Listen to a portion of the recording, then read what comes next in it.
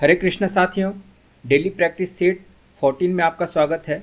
आज हम वो 10 महत्वपूर्ण सवाल देखेंगे जो एसएससी के एग्जाम पॉइंट ऑफ व्यू से काफ़ी ज़्यादा महत्वपूर्ण है और ये सारे प्रीवियस ईयर सवाल है और हम आपको कॉन्सेप्ट के साथ साथ प्रॉब्लम को सॉल्व करने का शॉर्ट अप्रोच भी बताएंगे। तो अपनी तैयारी को मजबूत बनाइए हमारे सवालों के साथ। तो चलिए आज का हमारा सेशन शुरू करते हैं। तो हमारा जो सबसे पहला सवाल है दोस्तों, सवाल दिया हुआ है कि राधा ने 10,000 रुपये में एक कंप्यूटर टेबल और 5,000 रुपये में एक सेंटर टेबल खरीदा। उसने कंप्यूटर टेबल को 8% के लाभ पर बेचा। पूरे सौदे पर 10% का लाभ पाने के लिए उसे सेंटर टेबल को कितने प्रतिशत लाभ पर बेचना चाहिए। ठीक है, तो इस टाइप के सवाल को जहाँ पर कि पार्ट वाइज दिया हुआ हो, यहाँ पर देखिए हमारे पास 10,000 रुपये दिया हुआ है और यहाँ पर 5,000 रुपये दिया हुआ है और किसी को परसेंटेज लाभ पे बेचा और हमारे पास टोटल प्रॉफिट दिया हुआ है या टोटल प्रॉफिट या लॉस दिया हुआ हो, तो इस कंडीशन में हमको एलिगेशन टेक्निक लगाना है। तो यहाँ पर देखिए कि हमारे पास 7,000 रुपये है, 10,000 रुपये है, तो एक को उसने 8% के लाभ पर बेचा। ठीक है, मान लेते हैं दूसरे को x% के लाभ पर बेचा। अब यहाँ से हम एलिगेशन लगाएंगे। पूरे सौदे पर उसे 10% का लाभ हुआ है ना, तो इसका मतलब है कि 8 से 10 जो होगा वो 8 और x के बीच में रहा होगा, है ना। तो यहाँ से हम एलिगेशन लगाएंगे तो ये कितना बन जाएगा x - 10 और ये बन जाएगा 2। और यहाँ पर देखिए कि 10,000 रुपये यहाँ पर रखेंगे, 10,000 कंप्यूटर टेबल का दाम है और एक सेंटर टेबल का दाम है 5,000। दोनों का रेशियो कितना हो जाएगा 2:1। इसको क्रॉस मल्टीप्लिकेशन करेंगे और दोनों को बराबर करेंगे तो हमारे पास कितना आ जाएगा x - 10 बराबर हो जाएगा 4, यानी कि x का मान यहाँ से कितना निकल कर आ गया 14%। ठीक है, तो ज़्यादा कैलकुलेशन करने की ज़रूरत नहीं पड़ी और ये इस टाइप के सवालों में एलिगेशन टेक्निक बहुत ही काम की आती है। तो हमारा जो आंसर हो जाएगा ऑप्शन ए हो जाएगा। ठीक है, चलिए अगले सवाल की तरफ बढ़ते हैं। अगला सवाल दिया हुआ है कि चमन लाल, अरशद और जगजीत ने एक चुनाव लड़ा। डाले गए सभी वोट वैध थे। अरशद को कुल वोटों का 35% मिला और हर 35 वोट के लिए चमन लाल को 14 वोट मिले। तो विजेता को सबसे कम वोट पाने वाले व्यक्ति से 4950 ज़्यादा वोट मिले। तो डाले गए कुल वोटों की संख्या ज्ञात करें। ठीक है, तो बहुत ही आसान सा सवाल है और इसका जो है कथन थोड़ा सा टिपिकल है। तो चलिए इसको समझते हैं। हमारे पास मान लेते हैं कि हमारे पास जो टोटल वोट है यहाँ पर देखिए कि 35% है। यहाँ देखिए 35% है। 35 वोट के लिए चमन लाल को 14 वोट मिले। ठीक है, इसका मतलब है कि हर 35 वोट में उसको 14 वोट मिले, यानी कि 14/35। तो ये कितना हो गया, मान लेते हैं कि टोटल वोट V है, तो ये V का 14/35 हो जाएगा। तो यहाँ पर देखिए कि हर में 35 आया, तो हम जो है कैलकुलेशन को आसान बनाने के लिए टोटल वोट जो है इसी के फ्रैक्शन में लेंगे, इसी के मल्टीप्लिकेशन में लेंगे। तो मान लेते हैं कि टोटल वोट जो है हमारा 700 है। ठीक है, अब इसमें से अरशद को कितना मिला, अरशद को मिला है 35% वोट, यानी कि 35/100 गुना 700 इतने वोट मिले। इसको कैलकुलेट करिए तो 7 × 5 = 35 और 7 × 21 और 3 = 24। उसके बाद क्या है कि हर 35 वोट के लिए चमन लाल को, तो चमन लाल को मान लेते हैं C। यहाँ पर चमन लाल है और यहाँ पे जगजीत है, 3 आदमी है। ठीक है, तो चमन लाल को मान लेते हैं C। इसको मिले 700, मतलब टोटल वोट है 700। 700 में से हर 35 वोट के लिए उसको 14 वोट मिले, तो इसको कट करेंगे, हमारे पास कितना आ जाएगा 280। 14 दूनी 28, 280। और जगजीत को कितने मिले, तो 700 में से 245 और 280 घटा देंगे, तो 245 और 280 कितना हो जाएगा 5, 8 × 4 = 12, 2 2 4 1 5, 525। ठीक है, तो 700 में से 525 जाएगा तो हमारे पास बन जाएगा 175, यानी कि जगजीत को मिले 175 वोट। अब यहाँ है कि विजेता को सबसे कम वोट पाने वाले व्यक्ति से 4950 ज़्यादा वोट मिले। तो सबसे कम कौन सा है 175 और सबसे विजेता वाला कौन सा है 280। इन दोनों का जो डिफरेंस होगा वो कितना के बराबर होगा, तो यहाँ पर देखिए कि 280 और 175 मतलब हो गया 105, यानी कि इन दोनों का डिफरेंस जो है 105 है। तो 105 यूनिट जो है इक्विवेलेंट है किसके 4950 वोट के। तो हमको निकालना क्या है 700 वोट, है ना, जो हमने माना था। तो 700 वोट का मान निकालना है, तो हमारे पास कितना आ जाएगा, 4950 डिवाइडेड बाय 105 और गुना 700। तो आप यहाँ पर देखिए कि आपके पास क्या निकल कर आएगा। तो इसको ऊपर नीचे 5 से काटिए, 5 नमा 45 हो जाएगा और 5 नमा 45 और ये हो जाएगा हमारे पास 21। फिर 3 से काटेंगे तो ये हो जाएगा 330 और ये 3 सती 21 और ये कट जाएगा 100 बार में, है ना। तो टोटल आ जाएगा हमारे पास 33,000 वोट। तो हमारा जो एक्चुअल नंबर ऑफ वोट था वास्तविक वाला, वो था हमारा 33,000। तो ये हमारा आंसर हो जाएगा। तो इस टाइप के सवाल को आपको हल करने के लिए, एक कैलकुलेशन को आसान बनाने के लिए, जो भी हर में संख्या दी हुई है उसका हम मल्टीप्लिकेशन लेके उसको मान के हम कैलकुलेशन को ईजी बना सकते हैं। चलिए अगले सवाल की तरफ चलते हैं। अगला सवाल है कि cot cube theta divided by cos square theta plus ten cube theta divided by sec square theta plus 2 sine theta into cos theta का मान क्या होगा। ठीक है, तो यहाँ पर चलिए इसको हल करते हैं। तो कॉट थीटा का मान कितना हो जाता है, cos cube theta divided by sine cube theta, है ना, और ये हो जाएगा बटा कॉस स्क्वायर थीटा को हम कितना लिख सकते हैं, साइन स्क्वायर थीटा, क्योंकि साइन थीटा बराबर 1 बटा कॉस थीटा होता है, साइन थीटा बराबर 1 बटा कॉसेक थीटा होता है। ठीक है, प्लस टेन क्यू थीटा को हम लिख सकते हैं sine cube theta divided by cos cube theta. उसी तरीके से यहाँ पर सेक स्क्वायर थीटा बटा में है तो इसको हम कॉस थीटा लिख सकते हैं, कॉस स्क्वायर थीटा, क्योंकि सेक थीटा बराबर 1 बटा कॉस थीटा होता है, plus 2 sine theta into cos theta. ठीक है, सवाल बहुत ही आसान होता है, लेकिन लिखने के बाद जो है आपका टाइम लग जाता है। यहाँ पर देखिए कि 2 बार में कट जाएगा, है ना, साइन स्क्वायर थीटा, यहाँ पर साइन स्क्वायर थीटा कटेगा तो यहाँ पर नीचे क्या बचेगा, साइन थीटा, और ये 2 कट जाएगा तो यहाँ पर नीचे क्या बचेगा, कॉस थीटा, है ना। तो अब हम सबका एलसीएम ले लीजिए तो कितना बन जाएगा, sine theta into cos theta, ये हो जाएगा कॉस 4, ये हो जाएगा sine 4, cos 4 theta plus sine 4 theta plus 2 sine square theta into cos square theta. ठीक है, और ये किसका फॉर्मूला होगा, cos square theta plus sine square theta का होल स्क्वायर का, और नीचे sine theta into cos theta. तो इसका मान जो होता है 1 होता है, तो ये कितना हो जाएगा, 1 बटा sine theta into cos theta cosec theta into sec theta. ठीक है, तो हमारा जो आंसर हो जाएगा ऑप्शन डी। चलिए अगले सवाल की तरफ बढ़ते हैं। अगला सवाल दिया हुआ है कि एक रेलगाड़ी सुबह 8 बजे स्टेशन ए से निकलती है और दोपहर 12 बजे स्टेशन बी पर पहुंचती है। एक कार सुबह 8:30 बजे स्टेशन बी से निकलती है और दोपहर 12 बजे स्टेशन ए पर पहुंचती है, तो वे किस समय मिलते हैं। काफ़ी अच्छा सवाल है। तो यहाँ पर हम क्या कंसेप्ट लगाएंगे, इसको शॉर्ट तरीके से हम सॉल्व करने की कोशिश करेंगे। तो सबसे पहले देखिए कि यहाँ पर हमारे पास एक स्टेशन है, ये ए है ना, और ये बी है। एक रेलगाड़ी स्टेशन ए से निकलती है, यहाँ से एक स्टेशन निकल रही है 8 बजे और यहाँ पे 12 बजे पहुँच रही है। ठीक है, टोटल ये 4 घंटे ले रही है ए से निकलने वाली, और जो बी से निकल रही है वो 8:30 बजे निकल रही है और ये भी पहुँच रही है और दोपहर 12 बजे स्टेशन ए पर पहुँच जाती है। ठीक है, ये 12 बजे पहुँच जाती है, इसको लग गए कितने, 3.5 घंटे। ठीक है, तो जब भी सवाल में कोई डिस्टेंस नहीं दिया हुआ हो और यहाँ पर टाइम आपको दिया हुआ हो, तो हम क्या करेंगे कि इस टाइम से हम एक डिस्टेंस मान लेंगे। तो वो डिस्टेंस कैसा होगा, तो यहाँ पर देखिए कि टाइम जो है हमारा, ये जो है टाइम कितना है, 4 घंटा, और दूसरे का कितना है, 3.5 घंटा। इन दोनों का एलसीएम ले लेंगे, तो जो एलसीएम होगा वो हम किलोमीटर यानी कि डिस्टेंस ले लेंगे। तो 4 और 3.5 का एलसीएम कितना हो जाएगा, 3.5 को हम लिख सकते हैं 7/2। ठीक है, तो 7 गुना 4, तो 7 चौका 28, 28 एलसीएम ले लेते हैं। तो इसका जो स्पीड हो जाएगा ये किलोमीटर में। ठीक है, तो इसका जो स्पीड हो जाएगा वो कितना हो जाएगा, यहाँ से स्पीड देखिए तो 28 किलोमीटर डिवाइडेड बाय 4 घंटा, है ना, ये आवर में है, घंटे में है। ठीक है, तो 28/4 करेंगे तो ये 7 किलोमीटर पर आवर देगा, और यहाँ से 7 चौका 28 और 4 दूनी 8, ये हो जाएगा 8 किलोमीटर पर आवर।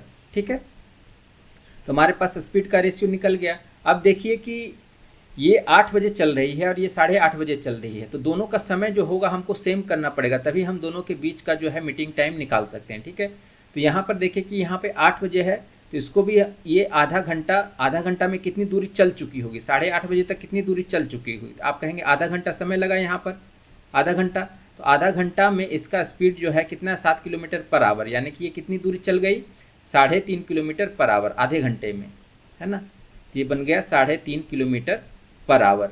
3.5 किलोमीटर वो चल चुके थे। हमारे पास रिमेनिंग डिस्टेंस कितना था, शेष दूरी कितना बच गया, रिमेनिंग डिस्टेंस हमारे पास कितना बन गया, टोटल था 28 में से 3.5 जाएगा तो कितना बन जाएगा हमारे पास 24.5। ठीक है, तो समय कितना लगेगा, टाइम ऑफ मीट कितना लगेगा, मिलने का समय क्या होगा, तो जो डिस्टेंस है रिलेटिव डिस्टेंस वो कितना है 24.5, यानी समय बराबर दूरी बटा चाल, और चाल क्या लेंगे, रिलेटिव, क्योंकि ये दोनों अपोजिट डायरेक्शन में जा रहा है, तो जब विपरीत दिशा में जाता है तो दोनों का स्पीड जुड़ जाता है, तो ये बन जाएगा 7 + 8। ठीक है, ये बन जाएगा 24.5 डिवाइडेड बाय 15। अब इसको सॉल्व कर लीजिए, 5 का 20, 5 9 45 और 5 तिहाई 15, 49/30 घंटा। तो 49/30 मतलब कि एक बार में लगाएंगे 19/30 घंटा, और 19/30 घंटा को अगर हम 60 से गुना करेंगे तो ये मिनट में आ जाएगा, 30 दूनी 60, यानी कि 1 घंटा 38 मिनट। ठीक है, तो 1 घंटा 38 मिनट में वो मिलेगा। तो 1 घंटा 38 मिनट कहाँ से जोड़ेंगे, 8:30 बजे से। ठीक है, तो 8:30 से 9:30 और 9:30 से 38 मिनट जोड़ेंगे तो ये बन जाएगा 10:08 पे। ठीक है, तो हमारा जो ऑप्शन हो जाएगा डी हो जाएगा। चलिए अगले सवाल की तरफ बढ़ते हैं। अगला सवाल यहाँ पर दिया हुआ है, क्वाड्रेटिक इक्वेशन है 4x⁴ माइनस 37x⁴ प्लस 9 का मान 0 है और x greater than equal to √3/2 दिया हुआ। ठीक है, तो इसको आप क्वाड्रेटिक तरीके से भी हल कर सकते हैं, और नहीं तो आप सिंपल कंसेप्ट लगा सकते हैं। क्या, तो यहाँ पर देखिए कि आपके पास एक्सप्रेशन क्या दिया हुआ है, व्यंजक क्या दिया हुआ है, 8x³ minus 27 divided by x³। ठीक है, तो इसका मतलब यहाँ पर देखिए कि ऑप्शन में अगर आप गौर करेंगे, ऑब्जर्व करेंगे, तो आपके पास जो ऑप्शन सारे इंटीजर में है, कोई फ्रैक्शन में नहीं है। तो इसका मतलब क्या है कि x का मान जो रहा होगा वो ऐसा मान रहा होगा जो 27 को डिवाइड करता हो। ठीक है, तो x बराबर 1 2 3 रख के आप देख सकते हैं, लेकिन 2 तो यहाँ पे काटेगा नहीं, 3 ही एक ऐसा नंबर आ रहा है जो 27 को काटेगा। तो x बराबर 3 रख के चलते हैं, तो x का मान कितना हो जाएगा यहाँ पे, 8 × 3 × 27, 27 × 8 माइनस ये कट जाएगा 1। ठीक है, तो 8 × 7 = 56, 8 दूनी 16 और 5 = 21, 216 माइनस 1 बराबर 215 है। तो 3 पर ये 215 ऑप्शन आ रहा है, तो हमारा जो आंसर हो जाएगा वो 215 हो जाएगा। तो पूरे सवाल को सॉल्व करने की ज़रूरत नहीं है, प्रैक्टिस के द्वारा आप इस तरह के छोटे छोटे कंसेप्ट को सीख सकते हैं कि कहाँ पे आप कैलकुलेशन को ईजी बना सकते हैं। चलिए अगले सवाल की तरफ चलते हैं। अगला सवाल दिया हुआ है कि ए और बी किसी काम को क्रमशः 15 दिन और 10 दिन में पूरा कर सकते हैं। उन्होंने साथ मिलकर काम करना शुरू किया, लेकिन 4 दिन बाद बी को काम छोड़ना पड़ा। फिर ए ने नए कर्मचारी सी के साथ काम करके शेष काम 3 दिन में पूरा किया। यदि सी अकेले काम करता है तो उसी काम का 40% कितने दिन में वो पूरा कर सकता है। तो simple concept, time and work efficiency methods आप सबको पता होगा। तुरंत लगाते हैं, ए का मान है 15 दिन और बी जो है 10 दिन में काम को पूरा करता है। इसका एफिशिएंसी कितना ले लेंगे, 30, इसका जो एलसीएम हो जाएगा 30, जो कि टोटल वर्क को डिनोट करेगा। तो 15 दूनी 30, इसका एफिशिएंसी हो जाएगा 2 काम प्रतिदिन, और इसका एफिशिएंसी हो जाएगा 3 काम प्रतिदिन। ठीक है, इफिशियंसी का ही मतलब होता है वर्क्स पर डे, यानी कि एक दिन में उसकी काम करने की क्षमता कितनी है, वो कितना काम कंप्लीट कर सकता है। ठीक है, तो ये हो जाता है वर्क्स पर डे, है ना। अब यहाँ से एक दिन में दोनों मिलके कितना काम को पूरा करेगा, तो आप कहेंगे 5 काम को। तो ए प्लस बी, अगर वो 4 दिन बाद बी काम छोड़ता है तो ए प्लस बी जो है 4 दिन में कितना काम करेगा, तो आप कहेंगे एक दिन में 5 कर रहा है तो 4 दिन में 5 × 4 मतलब 20 काम को ख़त्म करेगा। ठीक है, तो हमारे पास रिमेनिंग कितना काम बच गया, शेष काम कितना बच गया, तो शेष बच गया हमारे पास 30 - 20 यानी कि 10 काम। 10 काम हमको शेष बच गया, तो वो 10 काम को सी के साथ काम करके 3 दिन में पूरा करता है, यानी कि ए प्लस सी का 3 दिन का काम है। ये 3 दिन का काम, 3 दिन का काम जो है वो कितना काम है, 10 काम, क्योंकि वो कंप्लीट कर रहा है ए प्लस सी के साथ मिलकर 3 दिन में। तो एक दिन का काम कितना बनेगा, एक दिन का काम, तो एक दिन का काम तो इफिशियंसी बताएगा ए प्लस सी का कंबाइंड, तो ये बन जाएगा 10/3। ये इफिशियंसी हो गया वर्क्स पर डे, है ना। तो आप निकाल सकते हैं कि यहाँ से सी का एफिशिएंसी कितना होगा, सी का एफिशिएंसी कितना होगा। तो आप कहेंगे कि यहाँ पर ए का एफिशिएंसी है 2 और दोनों का है एफिशिएंसी 10/3, तो 10/3 में से हम 2 को घटा देंगे तो सी का एफिशिएंसी मिल जाएगा, यानी कि 4/3 वर्क्स पर डे। ठीक है, अब यहाँ से आप टोटल समय निकाल, तो अब कह रहा है कि उसी काम का 40% कितने दिन में पूरा कर सकता है। तो टोटल काम है हमारे पास 30, तो 30 का 40% मतलब 30 का 40/100 पूरा करना है, और डिवाइडेड बाय किसको पूरा करना है, सी अगर अकेले काम करता है। तो टाइम जो होगा दोस्तों, टाइम का जो फॉर्मूला होता है वो होता है कितना, वर्क्स टोटल काम डिवाइडेड बाय उसकी जो क्षमता है एफिशिएंसी, वर्क बटा एफिशिएंसी। तो सी का टोटल टाइम हमारे पास कितना निकल जाएगा, तो सी का टाइम हो जाएगा टोटल वर्क से 30 का 40% डिवाइडेड बाय सी की एफिशिएंसी कितना है 4/3, है ना।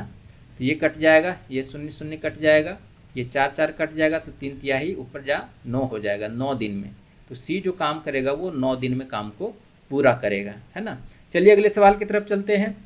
अगला सवाल दिया हुआ है कि 3 दुकानदार ए, बी और सी ने एक समान वस्तु पर 48-20 रुपये अंकित किए। ए, बी और सी ने अपनी वस्तु को क्रमशः 20% और 20%, 25%, 15% और 30% और 10% की क्रमिक छूट पर बेचा। तो कौन सा दुकानदार अधिकतम छूट देता है। तो यहाँ पे क्या कंसेप्ट लगाना है, जो हमारा इफेक्टिव डिस्काउंट है। अगर 2 डिस्काउंट एक साथ दे रहे हैं 20% और 20% का, ठीक है, तो आप इफेक्टिव डिस्काउंट लगाइए 1 के लिए, 2 के लिए और 3 के लिए। हमारे पास 3 स्लॉट दिए हुए हैं, डिस्काउंट के रेंज हैं। तो 25, 20 और 20 का, तो इसका जो फार्मूला होता है इफेक्टिव डिस्काउंट का x + y - xy divided by 100। दो डिस्काउंट को अगर हम सिंगल डिस्काउंट में बदलेंगे तो यही फार्मूला है सिंगल डिस्काउंट का, ठीक है। तो इसको हम फार्मूला लगाएंगे, एक 20 है एक 20 है, 20 + 20 40, 20 + 20 40 माइनस 20 गुना 20/100, तो ये हो जाएगा 40 - 2, 40 - 4, ये हो जाएगा 36% एकल डिस्काउंट। यहाँ पर हो जाएगा 25 + 15, 25 ऐसे ही निकालें, 25 + 15 हो जाएगा 40 माइनस 25 गुना 15, 15 × 5 = 75 और 15 दूनी 30 और 7 37, यानी कि 3.75, ये 3.75 गया, तो कितना बन जाएगा 36.25%। और तीसरा डिस्काउंट का क्या है 30 और 10%, यानी कि 30 और 10 40 माइनस 3, यानी कि ये हो जाएगा 37%। तो आप यहाँ पर स्पष्ट रूप से देख पा रहे होंगे कि हमारे पास जो सबसे ज़्यादा हैवी डिस्काउंट वाला कौन सा है, कौन सा सेल है, 3 नंबर वाला सेल है, ठीक है, 37% वाला। तो आप देखें कि यहाँ पर ऑप्शन कौन सा है, सी वाला, तो ये वाला है। 2 ऑप्शन है हमारे पास। यहाँ पर डिस्काउंट हो जाएगा 4820 का 37%, ठीक है। तो 4820 का 37% करेंगे तो हमारे पास कितना आ जाएगा, तो 482 को अगर हम 37 से गुना करेंगे तो कितना आ जाएगा, 7 दूनी 14, 4 हाथ में 4, 68 56 और 6 62, 56 और 6 62 और 1 63, ठीक है। तो यहीं पर स्टॉप कर देंगे। हमारे पास जो है सिंगल लास्ट डिजिट कौन सा है हमारे पास, देखिए कि यहाँ पर 4 किस में आ रहा है, तो आप देखेंगे पहले ही ऑप्शन में आ रहा है, ठीक है। तो हमारा जो ऑप्शन हो जाएगा वो ऑप्शन ए हो जाएगा। चलिए अगले सवाल की तरफ बढ़ते हैं। अगला सवाल दिया हुआ है कि a - 12/a = 1 है और a > 0 है, तो then find the value of a², है ना। तो यहाँ पर हमारे पास क्वाड्रेटिक इक्वेशन इसको बनाएंगे, तो ये बन जाएगा a² - 12 = a, और ये बन जाएगा हमारे पास a² - a - 12 = 0। 12 को फैक्टराइज करेंगे तो किस में लिख सकते हैं, तो a को हम लिख सकते हैं 4 और 3 में, क्योंकि यही दोनों का डिफरेंस जो है a आएगा। तो इसको हम -4, क्योंकि यहाँ पर माइनस है, और ये हो जाएगा +3, ठीक है। तो a का मान कितना हो जाएगा, या तो 4 आएगा या तो -3 आएगा, इसका अपोजिट आ जाएगा, ठीक है। तो यहाँ से देखेंगे कि -3 वैल्यू नहीं लेना है, क्योंकि a जो है > 0 है, तो a का मान 4 लेना है। अब 4 का मान यहाँ पर रखेंगे तो 4 × 4 = 16 + 16/16, यानी कि ये आ जाएगा 17, ठीक है। हमारा जो ऑप्शन हो जाएगा ऑप्शन डी। चलिए अगले सवाल की तरफ बढ़ते हैं। अगला सवाल दिया हुआ है कि ए बी एक वृत्त का व्यास है, सी और डी व्यास ए बी के विपरीत पक्षों पर स्थित बिंदु है, जिससे कि angle A C D = 25 degree है। ई लघुचाप बी डी पर स्थित एक बिंदु है। तो BED का मान ज्ञात कीजिए। तो चलिए हम एक सर्कल बना के सबसे पहले इसका एक डायग्राम बनाते हैं। हमने एक सर्कल बना लिया और यहाँ से AB एक वृत्त का व्यास बना लिया। ये हो जाएगा A, ये हो जाएगा B। C और D, C मान लेते हैं कि यहाँ पर है और D इसके अपोजिट में है। तो कह रहा है कि ACD, ये हो जाएगा C, ये हो जाएगा D। तो ACD जो है ये है यहाँ और ये है यहाँ, ठीक है। तो ACD बराबर 25 डिग्री है, ये हो जाएगा हमारा 25 डिग्री।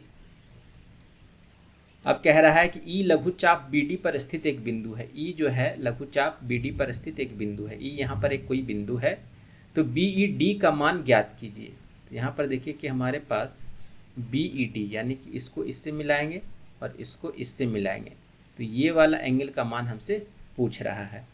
तो आप यहाँ पर क्या हो सकता है, आप क्या कंसेप्ट लगा सकते हैं, एक शानदार कंसेप्ट यहाँ पर लगा सकते हैं। क्या कंसेप्ट लगाएंगे, तो यहाँ पर आप देखें कि ये जो है ये वृत्त का व्यास है AB, तो AB जो है वृत्त के किसी भी बिंदु पर 90 डिग्री का कोण बनाएगा। तो ये जो व्यास है यहाँ पर वृत्त के किसी भी बिंदु पर, मान लीजिए कि एक बिंदु C है, तो ये टोटल जो होगा वो 90 डिग्री होगा, ठीक है। तो ये 90 डिग्री होगा, ठीक है, टोटल 90 है, ये 25 है, तो ये कितना बनेगा आपका, ये बन जाएगा 65 डिग्री, ठीक है। अब आप गौर कीजिए कि बहुत सारे है ना सवालों में हम आपको चक्रीय चतुर्भुज का कंसेप्ट बताते रहते हैं। यहाँ पर भी ये कंसेप्ट आया है। तो चक्रीय चतुर्भुज होता क्या है कि चक्रीय चतुर्भुज ऐसा चतुर्भुज होता है जिसके चारों सिर से होते हुए हम एक वृत्त खींच सकते हैं, और इसका जो अपोजिट एंगल होता है, जो चक्रीय चतुर्भुज का जो विपरीत कोणों का जोड़ होता है, वो 180 डिग्री होता है। यहाँ पर देखिए कि BEDC एक चक्रीय चतुर्भुज है, साइक्लिक क्वाड्रिलेटरल है, ठीक है, चक्रीय चतुर्भुज है, ठीक है। ये 65 है, तो इसका मान कितना हो जाएगा, 180 माइनस 65। एंगल BED जो हो जाएगा वो 180 माइनस 65 हो जाएगा, तो कितना बन जाएगा, 115 डिग्री। हमारा जो ऑप्शन हो जाएगा ऑप्शन B हो जाएगा। चलिए अगले सवाल की तरफ बढ़ते हैं। अगला सवाल है कि गेहूं का एक ढेर शंकु के आकार का है, जिसका आधार व्यास 8.4 मीटर है, ऊंचाई जो है 1.75 है। तो ढेर को कैनवास से ढकना है, तो आवश्यक कैनवास का क्षेत्रफल मीटर स्क्वायर में क्या होगा। तो सबसे पहले यहाँ पर देखिए इसका एक डायग्राम बना लेते हैं। ये शंकु के आकार का है ना, यहाँ पर गेहूं का ढेर है ना, गेहूं का ढेर पड़ा हुआ। अब इसको हमको ढकना है, तो ढकने के लिए हमको इसका वक्र पृष्ठीय क्षेत्रफल निकालना पड़ेगा। वक्र पृष्ठीय क्षेत्रफल जो होता है कर्व्ड सरफेस एरिया CSA, वक्र पृष्ठीय क्षेत्रफल जो होता है वो होता है पाई RL। L जो होता है ये होता है, और इसका जो हाइट होता है वो h होता है। ये तिरछी ऊंचाई है, स्लेंट हाइट तिरछी ऊंचाई, और ये हो जाएगा रेडियस। रेडियस हमारा दिया हुआ 8.4 मीटर, इसका व्यास है तो रेडियस हो जाएगा 4.2 मीटर, और हाइट है 1.75 मीटर, ठीक है दोस्तों।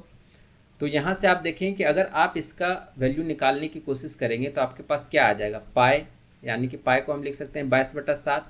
R कितना है 4.2 है ना, और गुना L को लिख सकते हैं आप पाइथागोरियन फॉर्मूले से, ये बन जाएगा h² प्लस R²। तो h मतलब 1.75 का स्क्वायर प्लस 4.2 का स्क्वायर, ठीक है। तो अगर आपको 1 से 50 तक का स्क्वायर आता है तो आसानी से इसको सॉल्व कर सकते हैं, लेकिन आप यहाँ पे एक अनुमान भी लगा के आंसर निकाल सकते हैं। वो कैसे, तो यहाँ पर देखें कि आपके पास सबसे पहले तो देखिए कि आपका जो है 22/7 है, 7 से डिविजिबल कौन कौन सा है, तो वही हमारा ऑप्शन हो सकता है। तो यहाँ पर देखिए कि 7 दूनी 14 है, 7 चौक 42, और ये वाला डिविजिबल है पहला, 7 8 56, 4 7 5 35, 5 7 8 56, ये भी डिविजिबल है। 7 8 56, 4 ये डिविजिबल नहीं है। 7 चौका 7, 7 7 चौका 28, 7 5 35, 35 100 नहीं, 7 चौक 42, 3 7 चौका 28, 2 ये भी डिविजिबल नहीं है। तो हमारे पास दो ऑप्शन आ रहा है, ठीक है। तो यहाँ पर देखें कि आप कितना आ सकता है, तो 42 का स्क्वायर हमको पता है कि ये 1764 होता है ना, 1764। और 1.75 का भी स्क्वायर जो होगा इसी 1 2 के बीच में होगा। तो यहाँ पर देखिए कि 1764 है, यानी कि 17 एक नंबर इंटीजर मान लीजिए और इसको जो है कुछ मान लीजिए, मान लेते हैं। यहाँ पर देखिए कि इन दोनों का गैप जो है बहुत ही ज़्यादा है, तो आसानी से इसका मान आप गेस करके निकाल सकते हैं। ठीक है, तो 17 प्लस अगला जो स्क्वायर होता है वो कितना के बराबर होता है, 17, 18, 19, 20, 21, 22, 23, 24, 25, यानी कि 25। इसको अगर हम टोटल 25 भी मान लेते हैं तो इसका जो आउटकम निकल कर कितना जाएगा, 5। तो ये 7 छक्का 42। ठीक है, तो 22 छक्का 132 गुना 5, तो कितना बन जाएगा हमारे पास, 5 दूनी 10, 13 65 और 1 66। ठीक है, तो 60 के 66 के लगभग में आ रहा है हमारे पास। ठीक है, तो हमारा जो ऑप्शन होगा वो 60 होगा, क्योंकि हमने वैल्यू ज़्यादा माना था। ठीक है, तो ऑप्शन बी हमारा आंसर हो जाएगा। नहीं तो आप इसको कैलकुलेट करके भी बना सकते हैं, लेकिन वो थोड़ा टाइम लगेगा, इसको आप जो है स्क्वायर में लेके फिर स्क्वायर रूट तोड़ेंगे। तो इस टाइप से आप सवाल को हल कर सकते हैं। तो आज का सवाल जो है हमारा यहीं तक था। तो वीडियो पसंद आया तो ज़रूर लाइक करें, कमेंट करें, सब्सक्राइब करें।